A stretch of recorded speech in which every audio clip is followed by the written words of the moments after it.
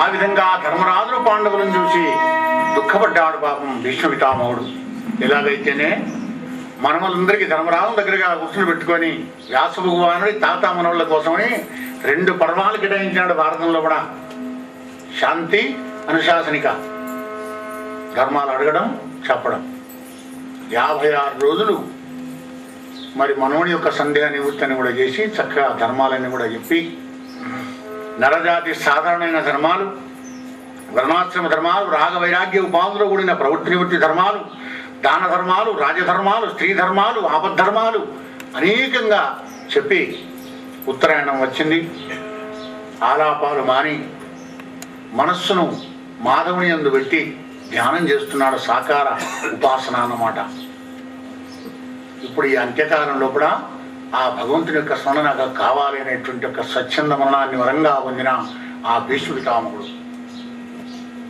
త్రిజగన్మోహన నీలకాంతి, త్రిజగన్మోహన నీలకాంతి తను బుద్ధి బింబా ప్రాభాత నీరజ బంధు ప్రభమైన చేలము పైంజిల్లగా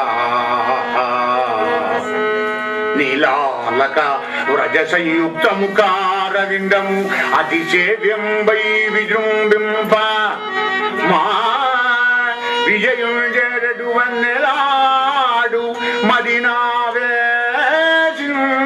నెల్లప్పుడు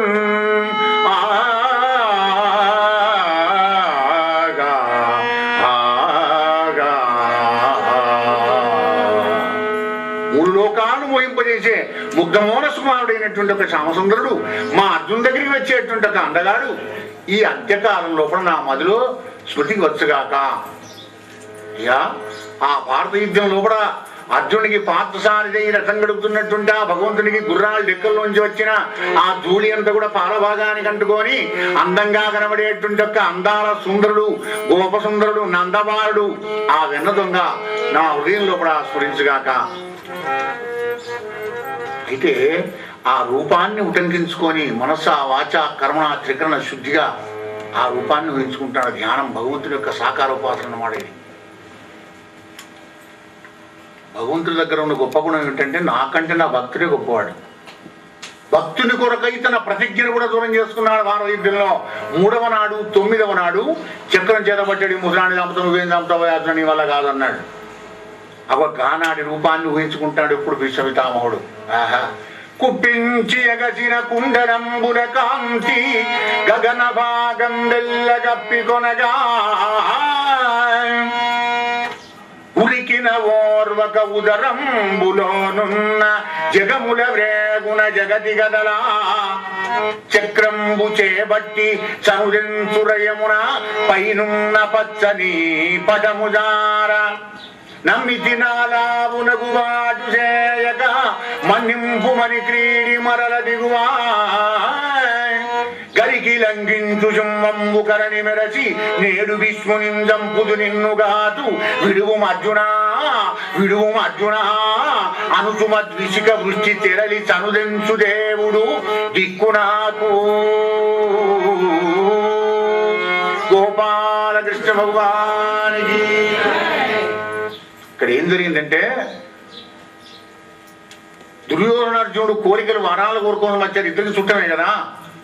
కాలకట దిక్కేమో అర్జునుడు ఉన్నాడు, తలా దిక్కేమో దుర్యోధనుడు ఉన్నాడు.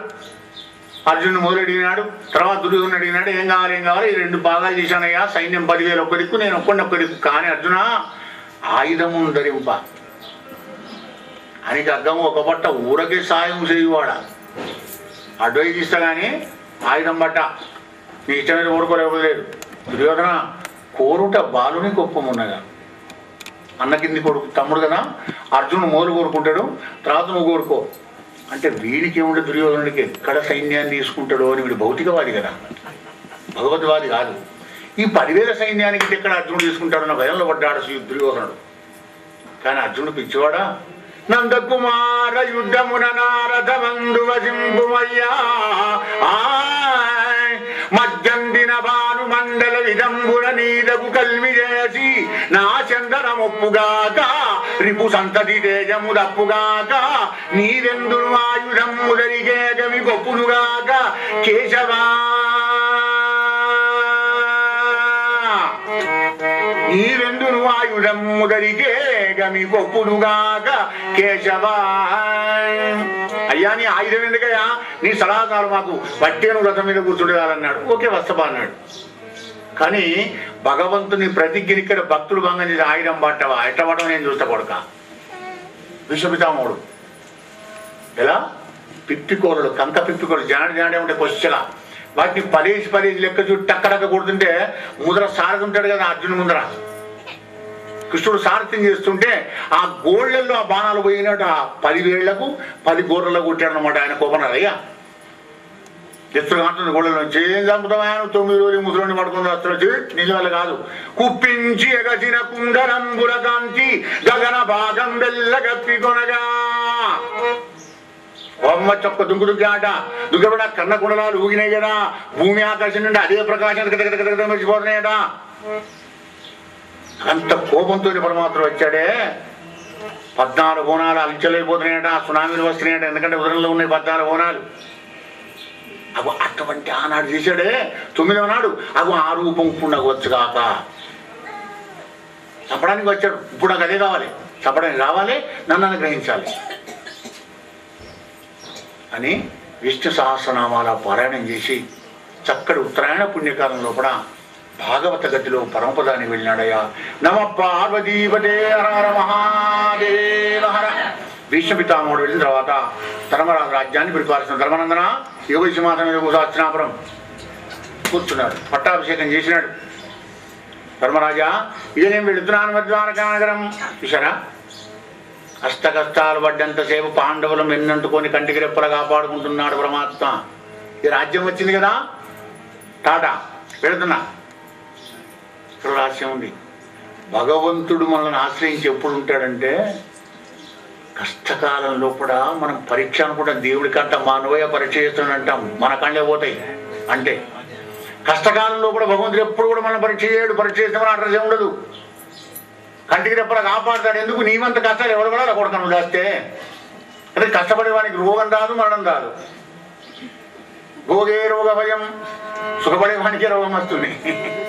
అలా భగవంతుడు మనల్ని కాపాడుతాడు. కాకపోతే పరీక్ష ఎప్పటికి తెలిసిన మన పాపం అంతా ప్రక్షాళనం అయిపోయి మన యొక్క కీర్తనలు కానీ ధ్యానం కానీ ఆయన పూజ అర్చన కానీ ఇవన్నీ చేస్తుండగా సర్ఫెక్సల్తోనే నీ పాపం అనే బట్టనంతా కడిగి పారేసి ఇక శాంక్షన్ చేసి నీ ఫైల్ కలిగిస్తాడు. పచ్చశిరాలు సంతకం పెట్టిన ఆయన ఎవరు ఆయన. అప్పుడు నీ ప్రమోషన్లు మీద ప్రమోషన్లు, లక్షలు కోట్ల కోట్లు, మెడ మీద మెడ, మీద మీద మీద, ఆవడం మీద ఆవడం, బంగారం గోల్డ్ సిల్వర్ ఇష్టం. ఒకప్పుడు మౌలిక పరీక్ష. కష్టకాలంలో కృష్ణ అన్నవు కొడుక నీకు అన్ని తీళ్ళ లగ్జరీ లైఫ్ ఇచ్చిన వారు ఇప్పుడు ఏం చేస్తావు, నన్ను మర్చిపోతావా? పరీక్ష ఎప్పుడు అంటే అప్పుడు. కనుక ధర్మనందన ఇక నేను వెళుతున్నానయ్యా, ఇక రాజ్య పరిపాలన చేయి అంటే ఇక రాజ్యం నాకు నేను ఎందుకు వెళ్ళిపోతున్నాను. అలా పాపం హస్తినాపుర స్త్రీలందరూ కూడా ఏడుస్తుండగా ఆనందపక్షాలు ఏడపడవండి. ఏడుస్తుండగా ద్వారకానగర వాసులను దళితం చేయడానికని ద్వారకానగర మార్గం పట్టుకుని వెళ్ళిపోయినాడు. 4 మాసాలు 4 యుగాలైన ద్వారకావాసులకు 4 మాసాలు ఇక్కడే ఉన్నాడు పాపం.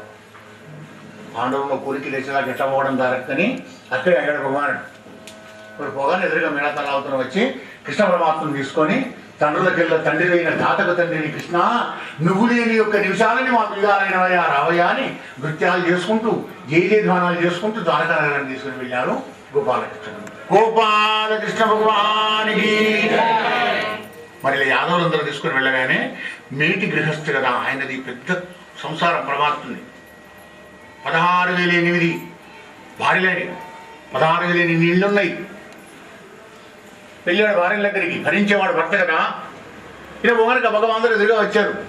కానీ ఒక్క ఆమె కూడా అందంగా లేదట. కారణం భార్య లేనప్పుడు అలంకరణ చేసుకోకూడదు భారత స్త్రీ. ఈయన లేడు కదా, దమ్ముని వచ్చి చెప్పబెట్టకుండా ఎట్టా మరి ఏమంటాడు పరమాత్మ? ఏంటంట? తిలకమేటికి లేదు, ఇంకో బొట్టు పెట్టుకోలేను. తిలకమేటికి లేదు తిలకిని తిలకమా, పువ్వులు దుర్మదా పువ్వు వాణి. ముడిపోయినందుకు పువ్వులు పెట్టుకోలేదు శిఖరం, ఎందుకో బొట్టు పెట్టుకోలేదు, ఎందుకో చంద్రహారం వేసుకోలేదు, ఎందుకో కస్తూరి బొట్టు పెట్టుకోలేదు, పాలవారం వస్తుంది. కస్తూరివారం ఏది లేదా? ఏం తక్కువ చేశాను మిగతా యోగక్షేమాలన్నీ అంటే భర్త అన్ని నీకు సమకూర్చినప్పుడు నువ్వు పిసినార్థనం గబ్బితనం చేసి వాటిని వ్యక్తం చేసి పారేస్తే నిరర్థకం. ఎందుకంటే లేని వాడికి లేకనే బాయ్, కష్టపడినాడు కష్టమే పడుతుంది. మరి భగవంతుడు ఇచ్చిన సుఖాన్ని కూడా ఆస్వాదించడానికి కూడా సుకృతం కావాలి. గమనించండి, కష్టపడేటప్పుడు మస్తు కష్టపడతావు, నీ కష్టం తుడిచిపోయింది. కష్టం తుడిచిపోయే వరకు సుఖాలు వచ్చే వరకు నీకు దీనికి రిటైర్మెంట్ వచ్చింది. ఇంకేం సుఖపడతావు? నీకు ఉందా? ఈ సుఖం ఎక్కడిది? నందబాల కావాలి కాబట్టి అదే సుఖం ఎక్కలేదు. అసలైన సుఖం ఏమిటాయి అంటే ఆ పరమాత్ముడి దగ్గరే సుఖం ఉంటుంది. రాజా రామచంద్ర భగవానికి ఈ విధంగా సంసారి కైబడి కంసారి అయిన కృష్ణ పరమాత్మ మరి సామాన్య మానవులు ఎలా ఉంటారో సంసారంలో కూడా అలా ఉన్నాడయ్యా. మరి రాజ్యాన్ని పరిపాలిస్తున్నాడు ధర్మరాజు. ఉత్తర గర్భవతి అయింది, 10 మాసాలు అయినాయి. అనుకూల శుభగ్రదయంలో పాండవ వంశోద్ధారకుడైన పిల్లవాడు జన్మించాడు. బ్రహ్మశిరోనామకస్త్రంని దగ్ధం కాకుండా కృష్ణ పరమాత్ముడు కాపాడినాడు కదా. ఆ కాపాడినప్పుడు ఆ లోపల ఉన్నటువంటి ఆ విష్ణుమూర్తిని, చిన్న విష్ణుమూర్తిని చూశాట కడుపులో. ఆ పిల్లవాడు బయటికి వచ్చిన తర్వాత ఉదరంలో చూసిన ఉత్తమోత్తముడైన కృష్ణుడు ఏడి అని వెతుక్కుంటున్నాడు. పరీక్ష పెట్టి చూసేవాడు కనుకనే పరీక్షితుడు అయినాడు. విష్ణు భక్తుడు కనుకనే విష్ణునాథుడైనాడు ఆ మహానుభావుడు. అనుకూల శుభగ్రహోదయమున సర్వగుణోత్తర బల సూచకంబైన మంచి లగ్నమున పాండవ వంశోద్ధారకుడైన కుమారుడు జన్మించిన శవనకారి మాట్లారా తస్య ప్రీతమానా రాజా విప్రైః ధౌన్య కృపాదిభిః జాతకం కారయామాస వాచయిత్వా చ మంగళం.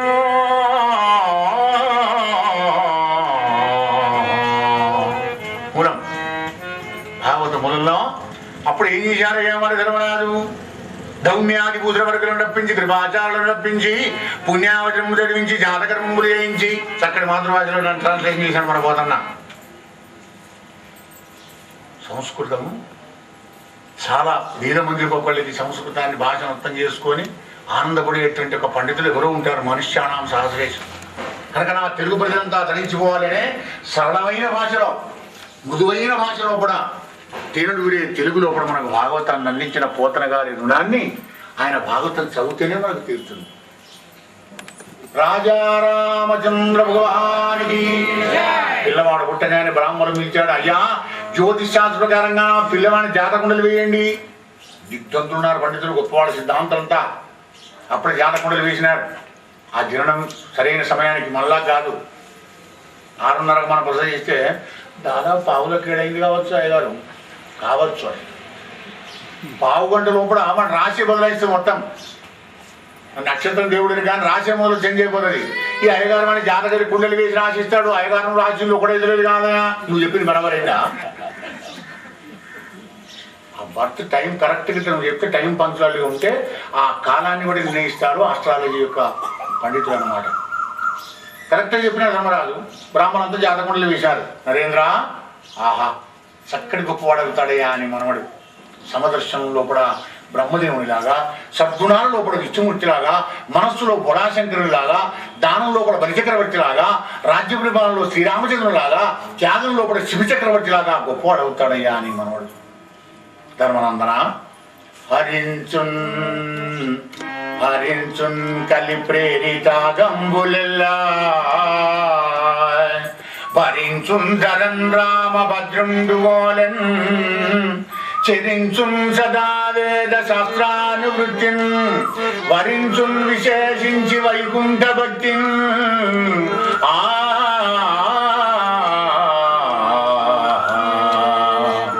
హరించున్ కలి ప్రేరిత దినములెల్లా కలియుగ పాపాలన్నీ కూడా ప్రక్షాళన చేస్తాడు. అయ్యా రామచంద్రుడు లాగా రాజ్యాన్ని పరిపాలిస్తాడు. వేదశాస్త్రం ఎలా చెప్తుందో ఆ విధంగా నిలబొంటాడు. విశేషించి వైకుంఠమూర్తి అయిన నారాయణ యొక్క పాదభక్తుడు అవుతాడయ్యా నీ మనవడు. ధర్మనందన ఇలా పెక్కేళ్ళు జీవించి నీ మనవడు 7వ నాడు తక్షకంతో తనకు మనవని తెలుసుకొని మరి శుకదేవుడికి శిష్యుడై గంగా తీరంలో కూడా కళేబరాన్ని విడిచి ముక్తికి పోతాడయ్యా అని మనప్పుడు పుట్టినప్పుడు చచ్చేదాకా చూశారా మన ఆస్ట్రాలజీ ఎంత గొప్పదో జ్యోతిష్ శాస్త్రం. కానీ శాస్త్రం బరాబరే ఉంటుంది. ఆ శాస్త్రాన్ని చెప్పే మేస్త్రీలే దాన్ని నాశనం చేసి పారేస్తున్నారు అన్నమాట. వాడు చతుర్దేశంలో కూడా పూర్ణమాడతాడు, వాడి మీరు కొట్టాడుకుంటే ఇల్లు వెళ్ళవచ్చు. అది ఎక్కడికి పోతుంది మనది శాస్త్రం? మనం మంచిగా ఉండదే కానీ పాడలేదు కదా. వాని వల్ల నేను చెప్పినాక నేను గొప్ప సిద్ధాంతం శాలలు వేసుకొని కానీ ఎప్పుడు నిలబడుకొని సన్మానం పెట్టా ముందరం. రాజా రామచంద్ర భగవానికి ఇంకే పట్టాడు నాయన చచ్చిపోతాము, ఇంటర్ నూనె తీసుకోవచ్చు, అయ్యగారు దానం చేసిపారు, అయ్యగారు వేరే ఎందుకు నాకే ఇవ్వలేరా అంటే కూడా స్వార్థం అయిపోతాను అనమాట. అట్లాంటి పరిస్థితి రాకూడదు. శాస్త్రం అదే చెప్తుంది. మన భాగవత శాస్త్రంలో అన్ని సకల శాస్త్రాలు ఉన్నాయి కనుక సైన్స్ బయాలజీ ఎంత పెరిగినా భాగవత సైన్స్ చాలా గొప్పది కనుక సైన్స్ నీ సెన్స్ నుంచే వచ్చింది కనుక ఆ సెన్స్ ఎంత శుద్ధికరంగా ఉండాలో కాన్సెంట్రేట్ ఎట్లా రావాలో నీకు మార్గాన్ని చూపించేది కనుక ఇది భాగవత సైన్స్ రా నాయన, బాగుపడతావు వినమంది. గోపాలకృష్ణ భగవానికి చాలా ఆనందపడ్డాడు ధర్మరాజు. ఆహా చావు ఎవరికైనా ఉంది, నా మనవడికి పుణ్యాత్ముడైతాడు అన్నాడు. రాజ్యాన్ని పూజ్యంగా పరిపాలిస్తున్నాడు. యుద్ధం అప్పుడు బయలుదేరి వెళ్ళిన విదురుడు తీర్థయాత్రలన్నీ చేసి వెళ్ళి వచ్చాడు అనమాట. తిరిగి మళ్ళీ యుద్ధం అంతా అయిపోయినాక పాండవులు మిగిలారు. పాండవ శిబిరం చూచినాడు. చిన్న ఆయన నమస్కారం చేశారు, యోగక్షేమాలని అడిగారు. అన్నీ చెప్పాడు విదురుడు, కానీ కృష్ణ నిర్యాణం మాత్రం చెప్పకూడదు కూడా. ఎందుకంటే మేలు చెప్పెనేని మేలండ్రు లోపులు, చెడు చెప్పెనేని చెట్టజండ్రు, అంత మీద శుద్ధుడైన కథంబున శిష్టమరణ మతడు చెప్పడయ్యే. మంచి చెప్తే ముడుస్తారు కానీ చెడుగిడి చెప్తే వీడికి అంట మానుపోయా, వీడికి ఇవ్వడం చెప్పాడు అవి ఆత మోసవచ్చారు మనకు. ఈ దుఃఖాన్ని బాగా అశుభమైన మాట ఎందుకు చెప్పాడయ్యా? అప్రస్తుతమైనటువంటి ఒక వార్తలు చెప్పకూడదు, అడిగినా చెప్పకూడదు. అప్రియమైనటువంటి కాలమే చెప్తుంది. అపాప నాకేం పనని చెప్పలేం. మాండవిమాముని శాపంతో యమధర్మరాజు శూద్రయుగంలో జన్మించినాడు విధంగా కనుక చెప్పకుండానే ఊరుకున్నాడు. మరి అర్ధరాత్రి వేళ అన్న దగ్గరికి వచ్చాడు విదురుడు. అన్న ఎవరు? గుడిరాజు ధృతరాష్ట్ర మహారాజు దగ్గరికి వచ్చాడు గాంధారి. అన్నయ్య బాగేనా? ఓ తమ్ముడు విదురు ఎప్పుడు వచ్చావు ఇయారా గౌరవించుకున్నాడు. నేను మంచిగా వచ్చే తీర్థయాత్రలు చేసి కానీ ఇక్కడ నువ్వు ఎలా ఉంటావు? బ్రహ్మాండంగా ఉన్నాడు తమ్మి. ధర్మరాజు నాకు మంచి రెండు కూడా భోజనం పెడుతున్నాడు, కూడా బలారం పెడుతున్నాడు, కూర్చు పోస్తున్నాడు, వార్లిక్స్ ఇస్తున్నాడు, గొడవ ఏదంటే అది ఇస్తున్నాడు, పరపడలు వీశాడు, ఆయిగా పడుకున్న ఏసీలు అంటాను. ఈ కంట్లమ్మా నువ్వు అయ్యా ఇంకా కమ్మగా అంటున్నావు, ఇంకా కమదనం ఎక్కడని విదురుడు చెప్తున్నాడు అనమాట.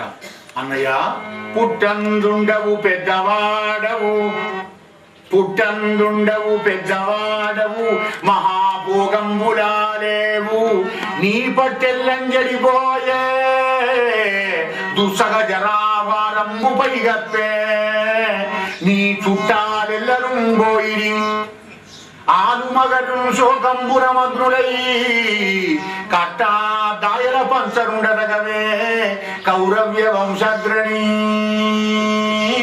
పుట్టందుండవు పెద్దవాడవు.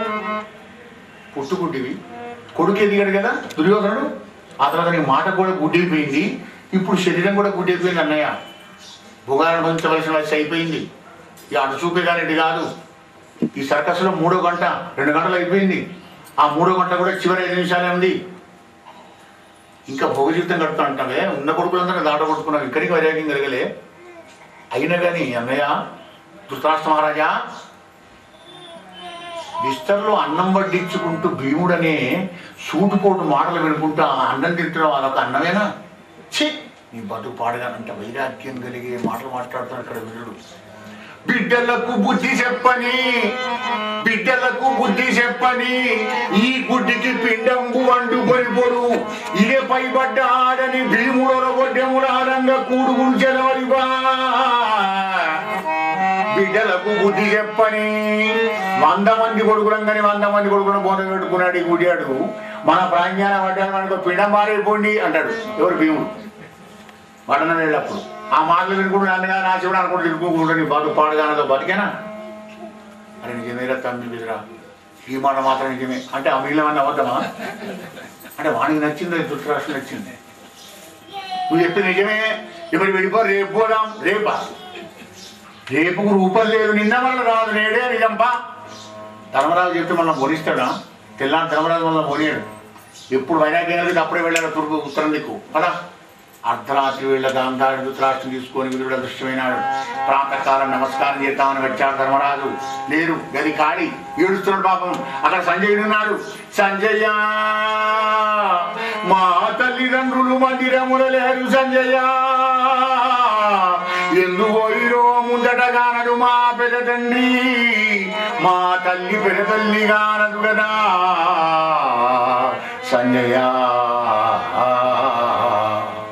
మహారాజా రాత్రి అన్నదమ్ములేదో మాట్లాడుకోక విన్నా కానీ మరి తెల్లారు ఎడిపోయినా నాకు కూడా తెలియదయ్యా అన్నాడు సంజయుడు. ధర్మరాజు ఏడుస్తున్నాడు. ధర్మం ఏడుస్తున్నాడు ఏమవుతుందా. సత్యుడు ఏడుస్తుంటే ఆ బాధ నివారణ చేయడానికి భగవంతుడు ఎవరిని తోలిస్తాడు. నామలు వచ్చాడు ఇక నారాయణ నారాయణ నారాయణ. ఆహా ఆశ్రమడికి పద్యంతో కూర్చొని చేశాడు. ఏమయ్యా ధర్మనందన ఎందుకు ఏడుస్తున్నావు.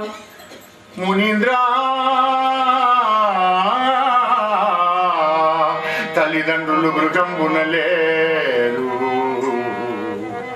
ఇక్కడ పోయిరో ఎరుగ ఎప్పుడు బిడ్డల పేరు గృచి గృచి ఏడ్చు మా పెద్ద తండ్రి ఈ మహాత్మా తల్లిదండ్రులు గృహంబునలేరు అని ఏడుస్తున్నాడు పాపం ధర్మరాజు. ధర్మనందన ఎంత మాయకుడి అయ్యాను ఎంత అజ్ఞానం ఓడిపోతున్నావు. బంధుత్వంలో ఓడిపోయి సజనం సజనం అనుకొని ఈశ్వర వశం మీ విశ్వంబు సుమ్మా ధర్మనందన విను. ఈశ్వరుండే ఈ భూతమ్మలను ఒకటి చేర్చు ఎడబాపు సుమ్మా అహస్తాని సహస్తానా ఆపదాని చతుష్పదా ఫల్గూని తత్రవాదాం జీవో జీవస్య జీవనం ధర్మనందన. హస్తాలు లేని జీవి హస్తాలున్న జీవికి ఆహారం దా నాయన. అనేక పాదాలున్న జీవి 2 పాదాలున్న వాడికి ఆహారం రా బాబు. చిన్న జీవి పెద్ద జీవికి ఆహారం అవుతుంది. వీళ్ళందరూ కూడా పరమాత్మని వాళ్లే. ముకుదాడు పెట్టి పశువుని ఎలా వశపరుచుకుంటాడు మానవుడు అలాగే భగవంతుడు కూడా అష్టదిక్పాలం కూడా తన ఆధీనంలో ఉంచుకుంటాడయ్యా. కనుక ఈశ్వర వశం ఈ విశ్వము. స్వాతంత్రం లేదు ఈ జీవుడికి. ఇవాటికి 5వ నాడు హిమాలయ పర్వత ప్రాంతంలో మీ ప్రధాన దేహాన్ని విడిస్తాడు కనుక వాళ్ళ కోసం దుఃఖపడకయ్యా నిన్ను గురించి విచారపడమన్నాడు. ఎంతలాగా కృష్ణ పరమాత్మ భూమి మీద ఉంటాడు అంతలాగా రాజ్యాన్ని పరిపాలించు. ఆ తర్వాత మహాప్రస్థానం వెళ్ళిపో. అప్పుడు కలియుగం ప్రారంభమవుతుంది.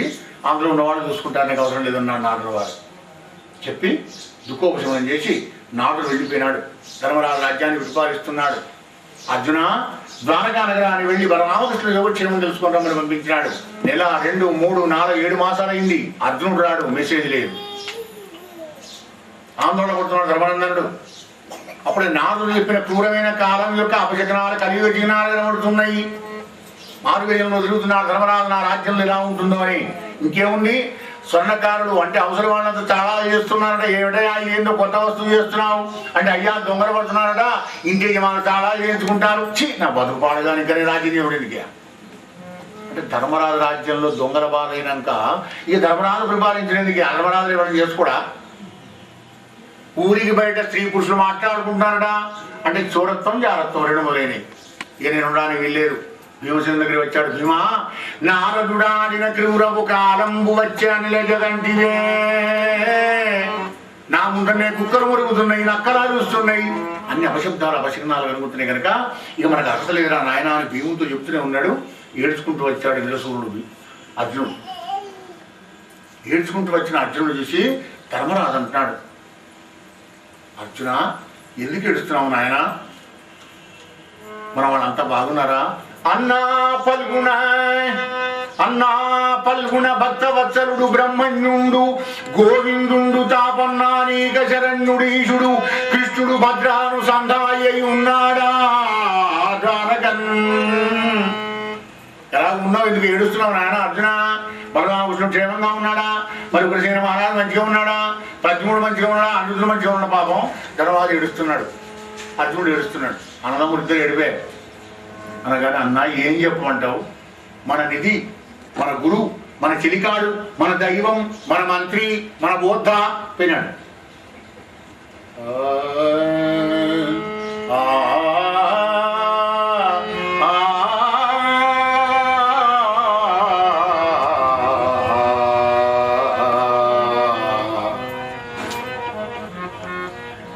మన సారథి, మన సచివుడు, మన వియ్యం, మన సకుండు, మన బాంధవుడు, మన విపుడు గురువు దేవరా మనలందిగ నాడిచనియే.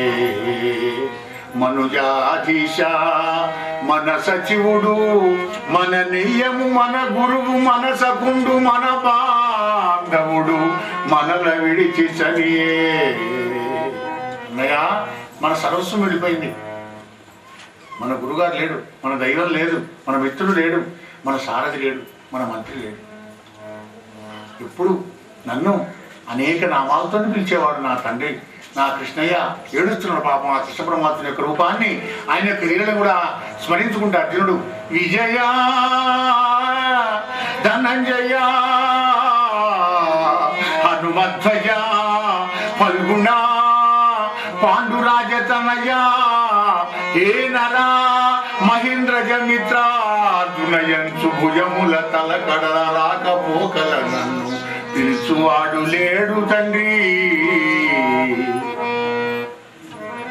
ఏ గొప్ప యుద్ధం పిలిచేవాడు నా కృష్ణయ్య. అటువంటి నా సారథి, నా గురువుగారు లేకుండా అయిపోయినాడు, అటమటం అయిపోయింది. నా భజనంతా, నా పుణ్యమంతా నాశనం అయిపోయింది. ఎందుకంటే మహాపాపిని కనుకనే కృష్ణ పరమాత్మ వెళ్ళిపోయిన తర్వాత ఈ దేహంలో ప్రాణాలు పోకుండా అలాగే ఉన్నాయి. పాపి చిరాయి అంటారే, అది నిజమైపోయింది అన్నయ్య అని ఏడుస్తున్నాడు పాపం. ఏడ్చి ఉభయసేనా మధ్యంలో తనకు భగవంతుడు ప్రబోధించిన గీతావచనాన్ని సంస్మరించి ఆధ్యాత్మ జ్ఞానంతో తనంతాను తెలుసుకొని ఈ రాజ్యం అయిన తర్వాత ధర్మరాజు పరీక్షితులు పట్టం కట్టి ఉత్తరాయముఖంగా మహాప్రస్థానం వెళ్ళినాడు. పాండవులు ఏడుగురు శివనకాది మాస్టరా బ్రాహ్మణ శిక్షావశంతో మరి పరీక్షితుడు జాతకర్మజులైనటువంటి ఒక భూసురోత్తముల శిక్షావశంతో పెద్దవాడికి ఇరావతి అనేటువంటి ఒక అమ్మాయిని వివాహం చేసుకొని జనమేజీ ఏడాదిగా 4 కుమారులను కూడా కన్నాడు. పరీక్షిత్తు రాజ్యాన్ని పరిపాలిస్తున్నాడు. కలియుగం ఏ నిమిషంలో కూడా గోపాలకృష్ణ అవతారం సాధించినాడో అప్పటి నుంచి కలియుగం అశుభ ప్రతిపాదకమైనటువంటి ఒక కలియుగం ప్రారంభమైందయ్యా శివనకాది మాస్టారా. ఆ పరీక్షిత్తు అనేక అశ్వమేధాలు చేసినాడు. అని కాసంత సూతుడు అడిగాడు పాపం. శివనకాది మాట్లాడతారు ఆపే వరకు, అయ్యా ఎందుకు ఆపేదయ్యా, తర్వాతి కథ ఏమిటో చెప్పుకోయ్యా. సూత మంద బుద్ధికి మందునకు, మంద బుద్ధికి మందాయునకు, నిరక్త మార్గునకు గోవింద చరణారవింద మరందముగన తిరిగిలేదు రాత్రింబగలు మునీంద్ర. తెలుగుమ గోవిందుని కథ. మందునకు, మంద బుద్ధికి, మందాయునకు, నిరక్త మార్గునకు. మరి గోవిందుని కథామృతాన్ని ఆపగయ్యా మేము వింటాను చెప్పు. మరి పరీక్షిత్ మహారాజు కరిని ఇలా గ్రహించినాడు, ఆ భగవంతుడు ఎలా మాత్రుడైనాడు, ఆయనకు శాపం ఎందుకు తగిలింది, తక్షకుడు ఏం చేశాడు అంతా మాకు చెప్పాలయా. రాజా శివనకాది మహర్షులారా వినండి. ఒక్కనాడు హిమాలయ పర్వత ప్రాంతంలో కూడా భూమి ఏమో గోరూపాన్ని ధరించిందట, మరి ధర్మమేమో వృషభరూపాన్ని ధరించింది. అందుకే నందివాహనుడే వెళ్తుంటాడు పరమశివుడు. ఎత్తునెక్కినోడు, మొదలెత్తునెక్కినోడు, ఎసరెత్తునెక్కినోడు అని బట్టి అంటే కాదు. ఎత్తునెత్తికి ఇక్కడ ఎత్తి ఏమిటి ధర్మం అంటే ధర్మం మీద ప్రయాణం చేసుకుంటూ వెళ్ళిపోతాడు పరమశివుడు. మరి గోవేమో భూమాటేమో గోరూపాన్ని ధరించింది కనుకనే గోవు మనకు పూజ్యమైంది హిందూ ధర్మంలో కూడా. గోవు పాలు దాగి, గోవు పెరుగు దాగి, గోమూత్రంతో ఊచల్లుకొని ఆ గోవు పెడుతున్న ముందర మనం కలుపుకోవడం నాడు పెండ ముద్దలు పెడుతుంటామే. ఇప్పుడు బర్రె పెడుతున్నాం. దాని పోతే గుర్రాన్ని వెళ్ళిపెడతాం ఎవరి కాలం. కానీ గోమయంలో, గోమూత్రంలో, గోక్షీరంలో, గో పెరుగులో కూడా, గో నెయ్యిలో కూడా పంచగవ్యాలు అంటారు వీటిని. ఇవి అత్యుత్తమైన ఆయుర్వేదంలో మనకి వచ్చేటువంటి ఒక మందులు. మందలు గోవులు ఎక్కడైతే ఉంటాయో మరి అక్కడ గోపాలకృష్ణుడు ఉంటాడు. అన్ని బర్రెలు ఉన్నాయి మనకు. ఎందుకు అది కూడా కమర్షియల్ టైప్ కనుక పాలు బాగా ఇస్తే బర్రెలు ఆవులు కొంచెం ఇచ్చే అని ఆవు మందులని కళేబరానికి పోతున్నాయి అక్కడ కట్ చేయడానికి. ఎప్పుడైతే గోవన ప్రారంభమైందో అప్పటి నుంచి పాపపు ఇష్టమైన కలియుగం ప్రారంభమైంది. అయితే ధర్మదేవత, భూదేవత రెండు గోరూపాన్ని, విశ్వరూపాన్ని ధరించి హిమాలయ పర్వత ప్రాంతంలో సమానం చేసుకుంటాయట. ఆ విశ్వరూపం అంటుంది కదా, నయనం బక్కన జాలమేల విడువన్నా తల్లి. గోవును అంటోంది ధర్మదేవత, అమ్మా కళ్ళల్లోంచి ఎందుకో నీళ్లు కారుస్తున్నాడు ఎందుకమ్మా? నీమేను సామయమై ఉన్నది మోము వాడినది, నీ మన్నించు చుట్టాలకు భయ దుఃఖంబులు నేడు ఉండవు గదా నా తల్లి. నయనం పక్కన జాలమేల విడువన్. అమ్మా నీ బంధువులకు కలిగిన ఆపత్త కలిగిందా తల్లి? అవును, అంత బక్క చిక్కిపోయినట్టుగా అయిపోయినావే, మొహంతా చిన్నపోయింది, ఆ కళ్ళలోంచి నీళ్ళెందుకు కారుస్తున్నావు చెప్పు అని అడుగుతున్నాడు ధర్మదేవత. వృషభం అడుగుతోంది గోవును. అంటే అప్పుడు ఆ గోవు చెప్తుంది కదా, నాయన ఏమని చెప్పమంటావు? ఏమంత సంతోషకరమైన వార్త కనుక చెప్పంటావు? ఈ లోకమున పూర్వము 4 పాదముల నీవు నడతువు ధర్మమూర్తి. ఈ లోకంబున పూర్వము 4 పాదముల నీవు నడతువు, నేడా శ్రీలలనేశుడు కృష్ణుడరిగినా కాలము చేత నీకు ఒంటి కాలయ్య గదా, ఒంటి కాలయ్య గదా. కృష్ణుడు అన్నాడు 4 పాదాలతో హాయిగా నడిచావు. అటువంటి ధర్మదేవతమైన నీకు ఇప్పుడు ఒంటి కాలైంది కదా నాయన, అందుకే నా ఏడు. ధర్మం 4 పాదాలు లేదు కదా కనుక భూమాత ఏడుస్తుందట. 5000 సంవత్సరాల క్రితం ఏడ్చిందంటే ఇప్పుడు ఎంత ఏడుస్తుందో మీరు ఊహించుకోండి. గణనాతీతములకు సద్గుణములు గల చక్రి సనిన ఘోరకలి ప్రేరణమున పాప సమూహ వ్రణయుతులకు జనుల చూచి వగచల తండ్రి. ఎందుకు ఏడుస్తుందో చెప్పింది ఇక్కడ. గణనాతీతములకు సద్గుణములు గల చక్రి సనిన ఘోరకలి ప్రేరణమున పాప సమూహ వ్రణయుతులకు జనుల చూచి వగచల తండ్రి. అందుకు నా ఏడుకంతా. అలా ఇవి 2 సంభాషించుకుంటున్నాయి. భూదేవత, ధర్మదేవత. చూసుకుంటే ఒక శూద్రుడు రాజవేషం వేసుకుని వచ్చి కైలాస పర్వతం లాంటినటువంటి ఆ గోవును, ఆ యొక్క వృషభాన్ని రెండింటి తంటే అంబాని కింద పడ్డాయి. అదే సమయానికి దిగ్విజయం చేసుకొని వస్తున్నాడు పరీక్షిత్ మహారాజు బంగారు రథం మీద. ఆ దృశ్యాన్ని చూశాడు. వెంటనే బంగారు రథం కిందికి దిగాడు. త్వరలోని కత్తిని తీశాడు ఖడ్గాన్ని. దుర్మార్గుడా, క్రూరుడా, పాపాత్ముడా, ఎవరెవరా నువ్వు? గోవు నేను ఏం చేసి నీకు అపకారం? నిన్ను కొమ్ముల గిమ్మెనా కరిశనా నిర్భీతివై గోవు తన్నంకారమేమి మద్భుజనాదనచ్చోని వేళ్ళందులు నేరంగులు చేయరాదు ఎరుగవా ధూర్తత్వముండు వివృత్సన్నాదంబవరచ్చదెవ్వడవు నిన్ను శాసించదం దుర్మతి. నిన్ను కొమ్ముల గిమ్మెనా ఇక అక్కడ తింటాడు, తన్నిందా, కుమ్మిందా, ఇక బాధ చేసిందా? వాసైన గడ్డి తిని వాయిల్లో నీళ్లు తాగేటువంటి గోమాతను తన్నం కారణమేమి? అది పోగా పరీక్షిత్ మహారాజు రాజ్య పరిపాలనలో కూడా గోవును తన్నడం పాపం అనే సంగతి దుర్మార్గుడా. రాజు అనేవాడు ఇట్లా ఉండాలి, ధర్మోపాసకుడు కావాలి, దైవోపాసకుడు కావాలి. జీవోలు జారీ చేయడం కాదు, ఆర్డర్ జారీ చేయడం కాదు, అనుశాసనం చేయడం కాదు, ఉపాసకుడు కావాలి, ధర్మోపాసకుడు కావాలి. గోవును రక్షించిన వాడే రాజు. ఓ బ్రాహ్మణి శుభంబోతు యస్య రాష్ట్రే ప్రజా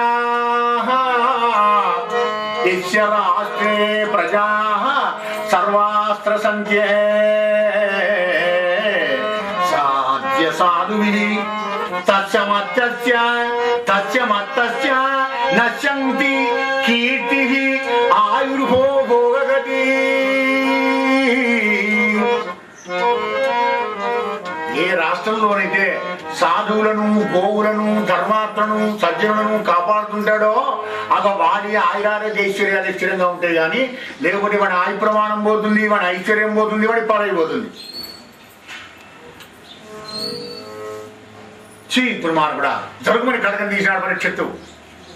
గడగడ మనకు చండాల రూపాన్ని పెట్టినాడు. ఆ రూపం అంతా పోయింది. కలి నమస్కారం కాళ్ళ మీద పడ్డాడు. కాళ్ళ మీద పడగా ధర్మరాజు మనుడు కదా. పోదగవా అయ్యా, నేను ఎక్కడికి పోవాలి?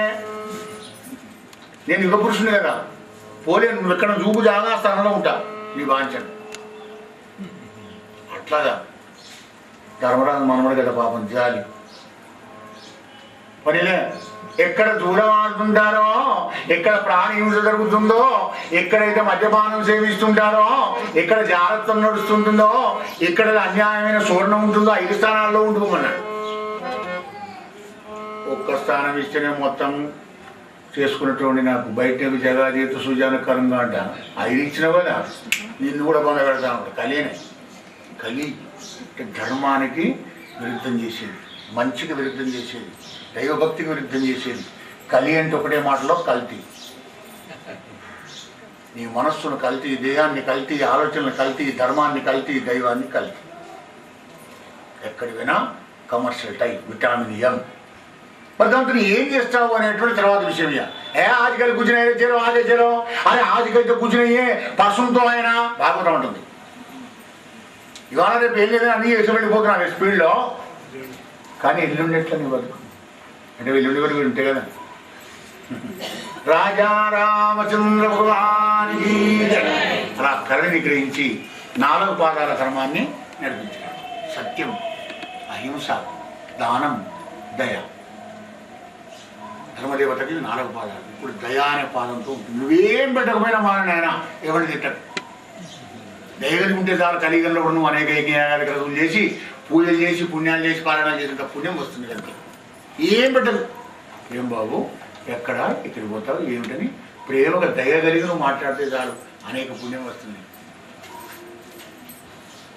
కనుకనే పాపం పరీక్షిత్ మహారాజు పోరా పొమ్మన్నాడు. ఆ కలిగిని పెయిని గ్రహించుకొని పొట్టేలు ముఖం అంటే తోడేలేలా పొరుగుంటలో సమయం కోసం చూస్తున్నది. గజిబిజి లేకుండా గజనాపురం లోపల రాజ్యాన్ని పరిపాలిస్తున్నాడు పరీక్షిత్ మహారాజు. ఆయన పరిపాలనను చక్కడ అందమైన కంఠపద్యంలో చిత్రీకరిస్తున్నాడు. పోతన వినండి.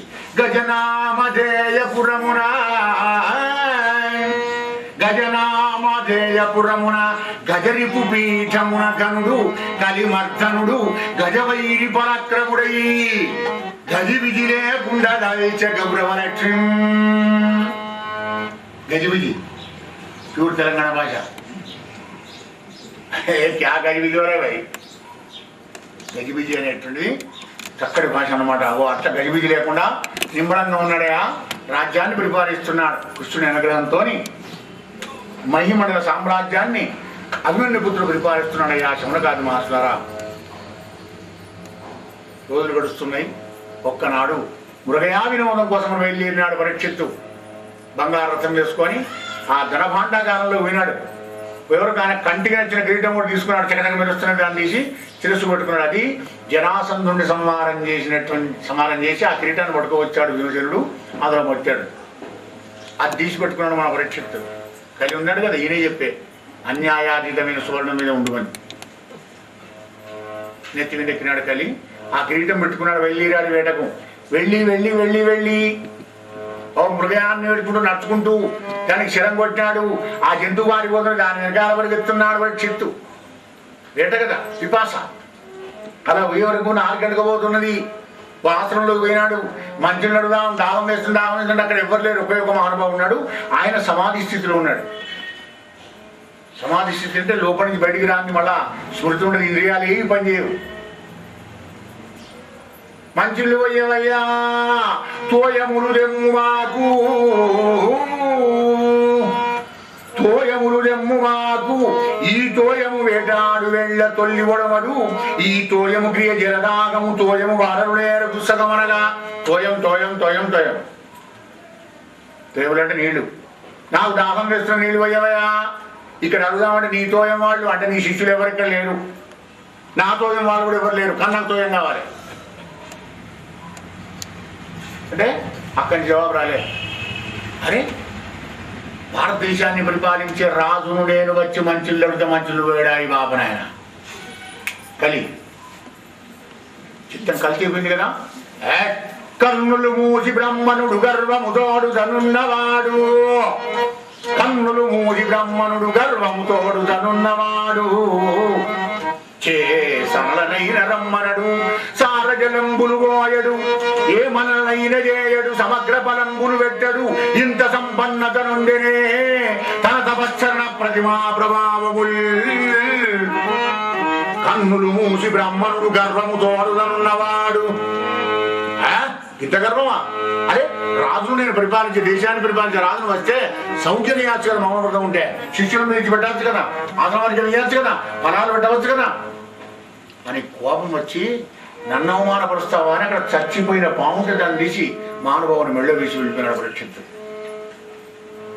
ఈ విషయం 5 ఏళ్ల కొడుకైనా శృంగికి తెలిసింది. కౌశికైనా స్నానం చేస్తున్నాడు శృంగి నీ మెళ్ళో రాజు వచ్చి చచ్చిన పామును వేసాడు అన్నాడు. అనగానే కోపం వచ్చింది నాకు అప్పుడే. అదే మేము రాజ్యాల్లోకి పోయి హిరణ్యదానాలు అడగం, భూదానాలు అడగం, సువర్ణదానాలు అడగం, కనకనక వస్తువులు ఇవి అడగం, అన్నంపురాలు కూడా తపస్సు చేసి మా దగ్గరికి వచ్చి వాడు రాజు అయితే చక్రవర్తి అయితే మాకి మా నాన్న కూడా చచ్చిన పామును వేస్తాడు బద్మాష్. ఏ పామునైతే వేసినాడో బ్రహ్మాది విష్ణు మహేశ్వరులు వచ్చినప్పటికి కూడా ఈ వాడికి 7వ నాడు అదే తక్షకుడనే సర్పంతోని కుట్టి మరణించుగాక శాపం.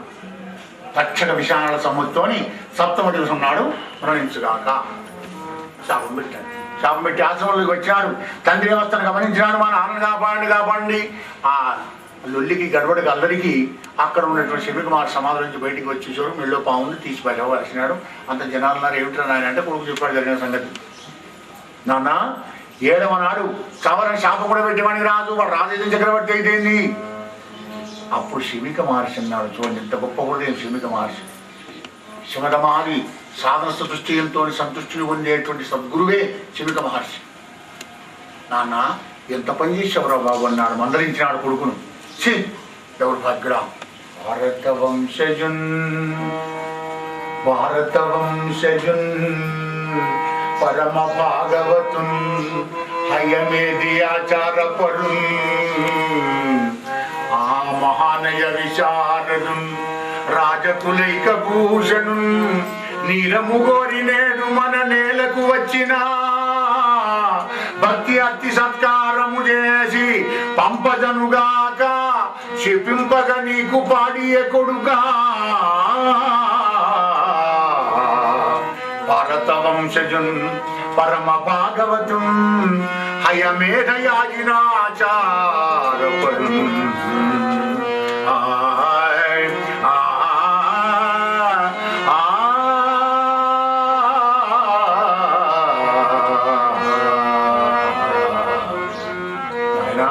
ఎంత పనిచేసావు బాబు. ఎవరనుకున్నావు? ఆయన పరమ భాగవతోత్తముడు, భగవత్ కృపతోని గర్భంలో బతికినటువంటి వాడు, అనేక యజ్ఞాదులు చేసిన మహాపుణ్యాత్ముడు. అట్లాంటానికి శాపం పెట్టడానికి మనసు చెలుపుది రాకూడదు. కానీ శిష్యులు పిలిచాడు. ఆ రాజు చెప్పండి మందో యంత్రమో మంత్రమో తంత్రమో ఏదో చేస్తే బతుకుంటాడు వాడిని అని ఈ యొక్క సందేశాన్ని ఇక్కడ పంపించాడు రాజు. ఆ విషయం తెలవగానే తిరిగి మళ్ళా శాపం పెట్టే సమర్థత కలిగి ఉన్న పరీక్షిత్తు నేను చేసింది తప్పు పని కదా అని తెలుసుకున్నాడు. గోవులకు బ్రాహ్మణులకు అపకారం చేసిన వాడికి సత్యమే కీడు వెంటనే పుడుతుంది. మళ్ళీ శాపం పెట్టాలి పోనీలేను. పరీక్షిత్తుకు శాపం పెట్టాడు శృంగి. 7వ నాడు దాగుమన్నాడు. ఆయన దాగుమన్నాడు మనకేంది అని అనుకోకండి, మనం అంత పరీక్షిత్తులమే. మనకు శృంగి అనేటి శృంగి ఎవరు? అహంకారం అనే శృంగి మనకు శాపం పెట్టాడు ఇక్కడికి. ఎప్పుడైనా 7 రోజులకి వస్తువు కొడతావు. 100 సంవత్సరాలు బతికినకి ఇవి 7 మన బతుకులు. 8 రోజులు లేదుగా. సద్గురు శమిక మహర్షి సద్గురును అవమానపరిచినా సద్గురు శిష్యుడిని ఎప్పుడు కూడా అవమానపరచడు, వాని క్షేమాన్ని కోరుతుంటాడు అన్నమాట బోధకుడు. ఆయన శమిక మహర్షి.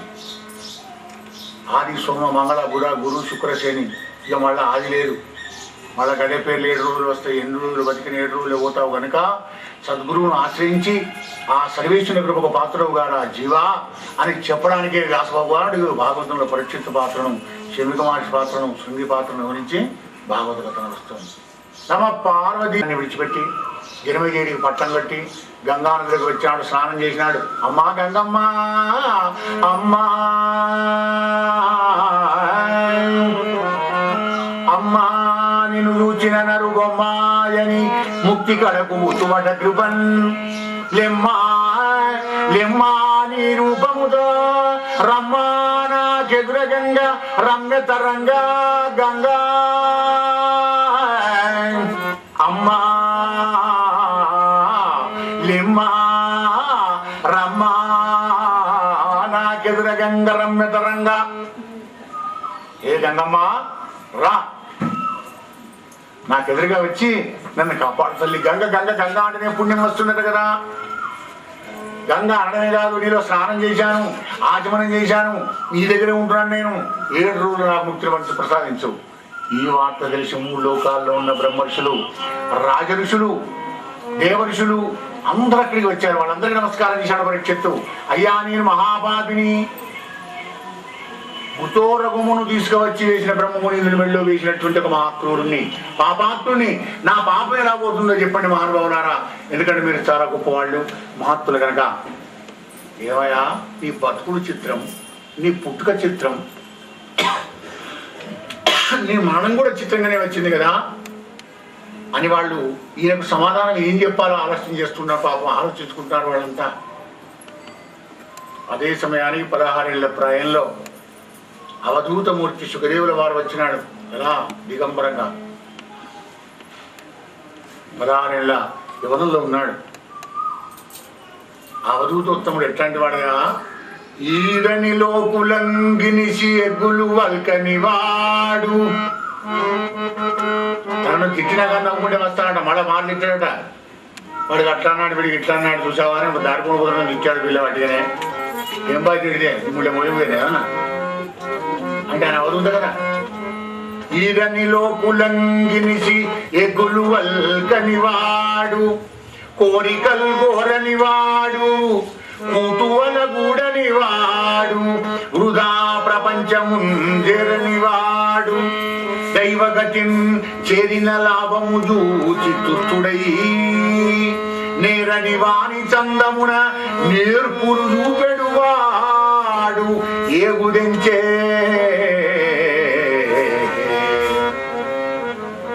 ఈరనిలో కులంగినిసి ఎగ్గులు వల్కని వాడు, కోరికల్ గోరని వాడు, కూతువల గూడని వాడు. కూతులంటే గద్దె మీద కూర్చొని బాధాలు చేస్తుంటారు. అపస్సారం, కర్ణకఠోరం, అన్యకథానులాపాలు, దిక్కు వాళ్ళ మాట్లాడుకుంటూ ఉంటారు కదా, అవి వాళ్ళ దగ్గరికి పోడు. కోరికలు కోరిటాళ్ళ దగ్గరికి పోడు, గొంతమ్మ కోరికలు నాళ్ళ దగ్గరికి పోడు, పూట సాక్ష్యాలు చెప్పడు. ఇక్కడ అక్కడ అక్కడ ఇక్కడ. అవధూతోత్తముని యొక్క జ్ఞాని యొక్క లక్షణాలు ఇట్లా ఉంటాయి. వృధా ప్రపంచము చేరని వాడు, దైవగతి చేరిన లాభము చూసి తుష్టుడయ్యడి వాడు. యదృచ్ఛా రావసంతుష్టో గంధాదీతో విమత్సర. గంధాలకు అతీతులై మరమాత్సర లేనటువంటి ఒక అవధూతోత్తముడు సుఖదేవుల వారు రాగానే అందరూ లేచి నమస్కారం చేశారు. అక్కడ ఉన్న వాళ్ళంతా బ్రహ్మర్షి రాజుంటారు. మరి మన పరీక్షిత్ మహారాజు నమస్కరించాడు. ఎలా? పాలమునేలమాపి భయభక్తులతోడ నమస్కరించి భూపాలకులోత్తముండు కలపద్మములను ముకుళించి. సద్గురువుకి ఎలా నమస్కారం చేస్తావు? శాస్త్రం కూడా పాలమునేలమాపి భయభక్తులతోడ నమస్కరించి అలా నమస్కారం చేయాలన్నమాట. సాష్టాంగ దర్శనం చేసినాడు. చేసి నేడు నా పాలిడి భాగ్యమెట్టిరో పావనమూర్తివి పుణ్యకీర్తివి, ఈ వేళ్లకు నీవు వచ్చితివి వివేక విభూషణ దివ్య భాషణ. వివేక విభూషణ దివ్య భాషణ. భూషణాలు ఏవి లేవు ఆయనకు. దిగంబరంగా ఉన్నవాడికి ఏం భూషణాలు ఉంటాయి? బట్ట కట్టుకుంటే కదా ఇచ్చిన డెకరేషన్, బట్టే లేదు కానీ విభూషణ ఉందట. మరి ఏంటది? వివేక విభూషణ నహి జ్ఞానేన సదృశం పవిత్రమే విద్యతే. జ్ఞానానికంటే గొప్ప వస్తువు ఏది లేదు. అవు అరే ఆభరణం. మరిగా దివ్య భాషణ. మాట్లాడుతుంటే కొందరు మాట్లాడితే నీకు అట్లా మానవ ఎప్పుడు పని చేస్తాడు, వినబుద్ధి నీకు లేచిన వెళ్ళిపోవాలని అనిపిస్తాడు అన్నమాట. ఆయన వీడి పరిస్థితి బాగా మాట గమనించాడు. ఇంకా మైకుని దగ్గర తీసుకుంటాడు, అస్సలు వింటారు. ఇక బొమ్మ బొమ్మ పడది. మైకుకి ఎక్కడ ఉండి మాట్లాడితే అక్కడ విస్పష్టంగా వినవస్తున్న సంగతి తెలిసిన వాడు చాలా తక్కువ.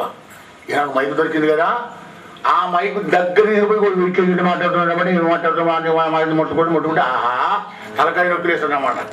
కానీ కొందరు దివ్య భాషణ, వివేక విభూషణ దివ్య భాషణ. కొందరు మాట్లాడుతుంటే విన్నాకొది వినాలి, విన్నాకొది వినాలి. ఆ కోవలకు చెందిన వాడే శుకదేవుడు వాడు. అయ్యా నీ దర్శనంతోనే నా సగం పాపం పోయింది, నీ కాళ్ళు గడియానంటే ఇంకో సగం పోతుంది, ఆ తర్వాత నీకు దండం పెట్టినప్పుడే నా మొత్తం పోయింది. ఈ విశ్వాసం కావాలి గురుగారి మీద.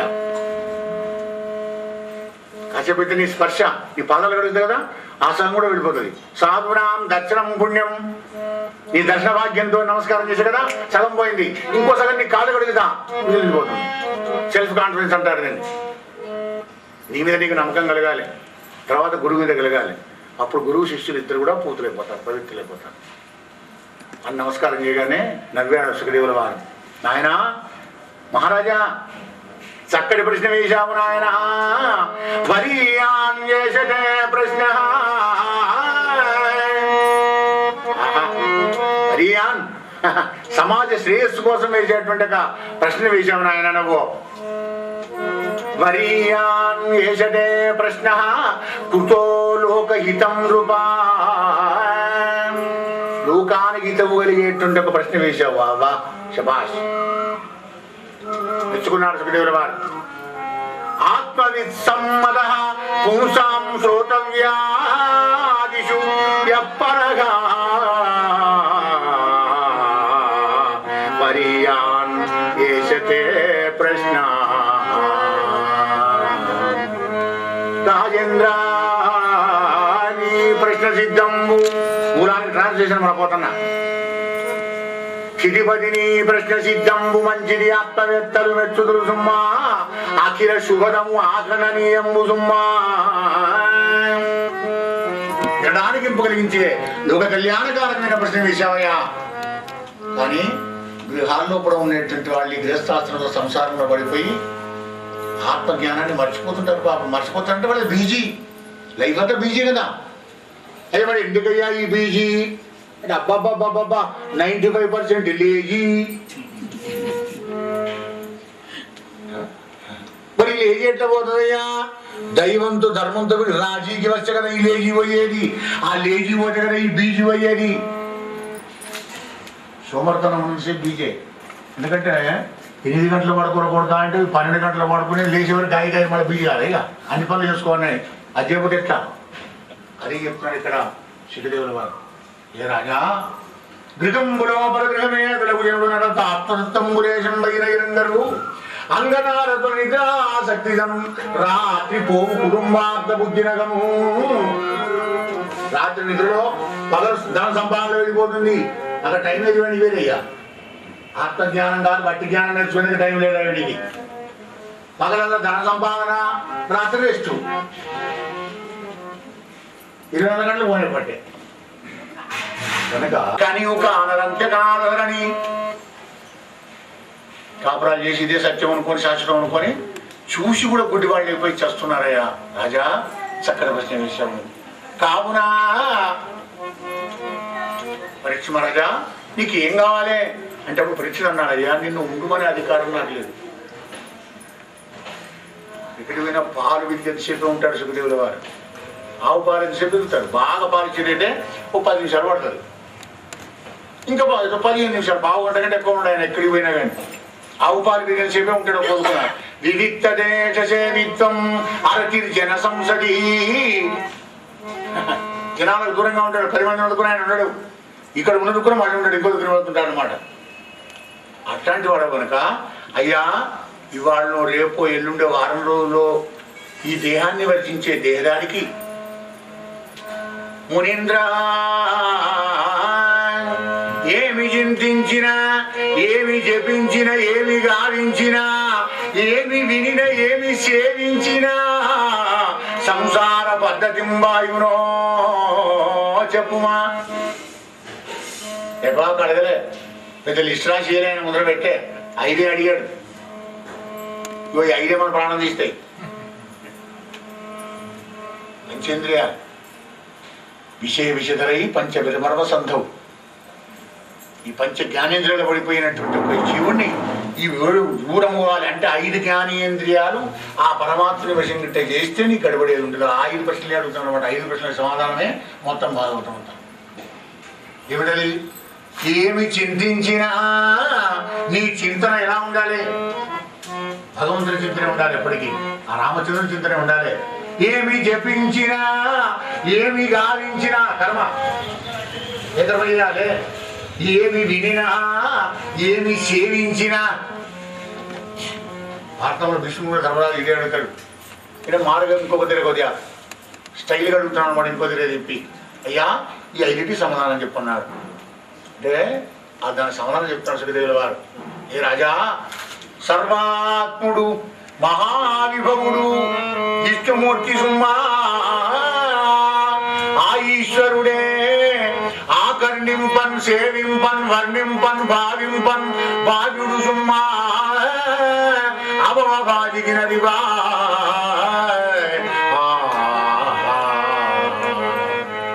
ఆయన కథలనే వినవయ్యా, ఆయననే వర్ణించవయ్యా, ఆయననే కీర్తించవయ్యా, ఆయననే భావించవయ్యా, ఆయననే సేవించు.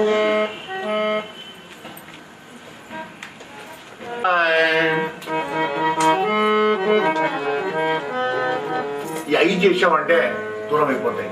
రాజా, ఏ దైవాన్నన్నా పట్టు, ఏ మంత్రంలో చదువుకో, ఏ గురువునన్నా చేసుకో, కానీ అంత్యకాలమందు అని చింతయేయుట పుట్టూనకు ఫలం భూవరేంద్ర.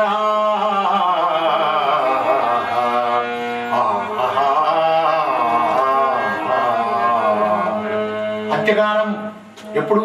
ప్రయాణకాలం దేహంలో చెడిపోవాలి దేహి. అప్పుడు హరినామధనం చేస్తేనే మానవ జనం వచ్చిన సఫలీకృతమవుతాడయ్యేవాడు. పుట్టువునకు ఫలము భూవరేంద్ర. ఏ రాజా, ద్వైపాయుడైనటువంటి ఒక వ్యాసము వాడు మా తండ్రి దాపుడు యుగంలో కూడా బ్రహ్మ సంహితమైన భాగవతం చెప్పాడయ్యా. మరి ప్రియమైన శిష్యులు దొరికే కనుక 7 రోజులు ఆ భాగవత కథ నీకు వినిపిస్తాను. నీ సందేహాలన్నీ దూరం అయిపోతాయి. మరి ఏమో 5 ప్రశ్నలు. ఆ 5టికి మొత్తం 7 రోజులకి సమాధానం చెప్తాను. అంటే భాగవతం వింటే ఏం ఫలమో గురుదేవుడు మనకి ఇక్కడ చెప్పాడు అనమాట. మనకు కూడా ఈ 5 పోవాలి. పరిస్థితిగా కాదు, మనం పట్టుకొని పిలిచేటివి 5. ఇది శబ్దము, స్పర్శము, రూపం, రసం, గంధం. నేను గంధం తీస్తున్నా ఈరోజు. ఈ 5టికి అంటే పంచేంద్రియాలు పరమాత్ముని దాసుడైతే భాగవతాన్ని వింటాను. ఆ భాగవతాన్ని నేను చెప్తాను. అది పూర్వకాలంలో బ్రహ్మదేవుడికి భగవానుడు చెబితే ఆ బ్రహ్మదేవుడు నారదమహర్షికి చెబితే నారదమహర్షి మా నాన్నగారికి చెబితే మా నాన్నగారు వ్యాసభగవాన్ నేర్చుకున్నానయ్యా, భాగవతం నీకు వినిపిస్తానయ్యా వృక్ష మహారాజా. ఇదొక పరంపర. పాతాళ లోకంలో కూడా భగవంతుడు అంశస్వరూపి బ్రహ్మకి చెబితే ఆ బ్రహ్మ సనకాలకు చెబితే ఆ సనకాలకు సాంఖ్యానికి చెబితే ఆ సాంఖ్యాడు బృహస్పతి చెబితే ఆ బృహస్పతి మైత్రేయ మహాముని చెబితే ఆ మైత్రేయ మహాముని విధులకు చెప్పిన భాగవతం విష్ణు కథనేమి విస్తానయ్య నీకు. ఇదో పరంపర. ఏ భాషలు చెప్పినా, ఎప్పుడు చెప్పినా, ఎక్కడ చెప్పినా, ఎప్పుడు చెప్పినా ఇగో ఇదే భక్తి జ్ఞాన వైరాగ్యతత్వాలు కలిగిన భాగవతాన్ని చెప్పాలి కానీ కొత్తదేం లేదు. ఇక భాగవతం ఆ భాగవతాన్ని 7 రోజులు విన్నామంటే నీ యొక్క మరణమంతా నీ కష్టమంతా కూడా దూరం అయిపోతుందయా అని అప్పుడు శిష్యుడికి ధారణ అనే విద్యను ఉపదేశం చేసినంటే ప్రాణాయామం ద్వారా, పూరక రేచక కుంభకాల ద్వారా పంచవాయువులను నీ వశం చేసుకున్నావంటే పంచ ప్రాణాలు, పంచేంద్రియాలు, నీలో పంచకోశాలు నీ వశమై ఉంటాయి. అదే గురువుగారు శిష్యుడికి ధారణ అనే విద్యను ఉపదేశం చేసినాడు. అంటే నువ్వు చెప్పే కథను గ్రహించాలి. కాన్సన్ట్రేషన్ అంటే చిత్తశుద్ధి. నీ చిత్తానికి శుద్ధి కావాలి, నువ్వు సంపాదించే నీ విత్తానికి శుద్ధి కావాలి, నువ్వు సాధన చేసే ఈ చిత్తకు శుద్ధి కావాలి రా జీవా.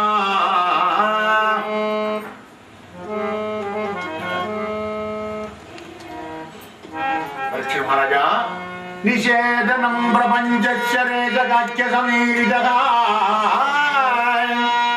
బ్రహ్మైవాస్మీతి వృత్తి పూరకో వాయుజ్యతే తతస్తద్భక్తి వైచల్యం కుంభకం ప్రాణ సంయమః.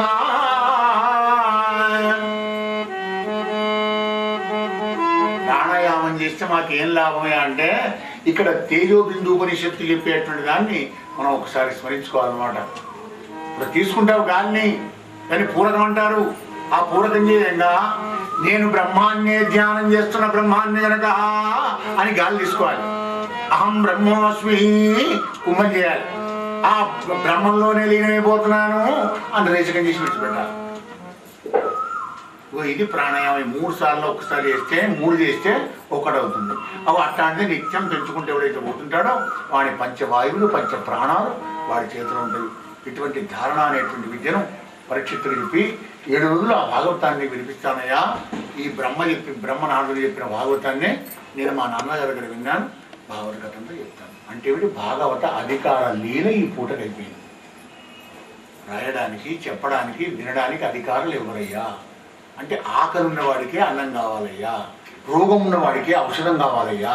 అంటే నాలో రోగం ఉంది గౌరవం కనుక నేను ఈ భాగవతం అనే ఔషధాన్ని వాడతాను అని వాడికి చికిత్స వాసన ఉంటుందో, జాతి మత కుల వర్ణ లింగ భేదం లేకుండా మానవుడికి పుట్టే కాదు పశుపక్షాలు కూడా విని తరించుకోవచ్చునయ్యా.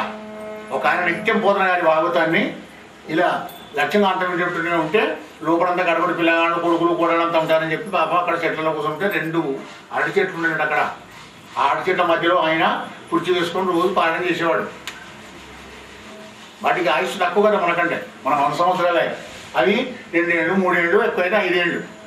అవి వెళ్ళిపోతున్నాం అన్నాడు. మహానుభావా మేము 56 రోజులు నీ భావత పారాయణం విన్నాం, మేము వైకుంఠానికి వెళ్ళిపోతున్నావా, మా జన్మంటే వెళ్ళిపోయింది.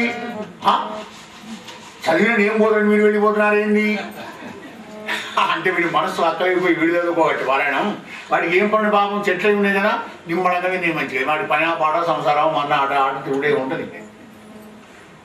అంటే స్థావర జంగమాలు తరించిపోతున్నప్పుడు మానవుడు తరించిపోడా కనుక పరీక్ష మహారాజా హరిమయము విశ్వమంతయు హరి విశ్వమయుడుగాన సంజయము పని లేదు. ఆ హరిమయము గాని ద్రవ్యము పరమాణువు లేదు లేదు లేదు. వంశ పావన వింటే హరిమయము విశ్వమంతయు. భగవద్గీతల కృష్ణ పరమాత్మ మొదటికి ఏ తత్వం చెప్పలేదు, ఏ కర్మ చెప్పలే, జ్ఞానయోగం చెప్పలే. క్రైవ్యం ఆస్మదమహపార్థ నైతత్వయుగ మధ్యదే క్షుద్రం హృదయదౌబల్యం తిష్టోత్తిష్టవరందవా. ఇక్కడ కూడా పరిస్థితికి ఏం చెప్పినాడు? విశ్వమంతయు హరి విశ్వమయుండుగాన సంశయం పని లేదు. ఆ హరిమయముగాని ద్రవ్యం పరమాణువు లేదు. 21 మహామంత్రమయ్యా, అంతరా భగవంతుడే ఉన్నాడయా, ఏం భయపడకుండా నా భాగవతాన్ని విని 7 రోజులు అంటే విన్నా ఒకటే ఫలితం, అన్నవాడికి ఒకటే ఫలితం, రాసిన వాడికి ఒకటే ఫలితం. చెప్పే అయ్యగారికి ఎక్కువ వస్తుంది పుణ్యం ఆయనకే మహారాజు అనుకోకండి, నాకే పొలం వస్తుంది మీకరే వస్తుంది. కానీ నేను ఎలా చెప్తున్నాను మీరు అంటే వినాలి. నేను ఆనందంగా చెప్తున్నప్పుడు మీరు ఆనందంగా వినాలి. భక్తను బట్టి శ్రోత, భక్త శ్రోత సావధానం.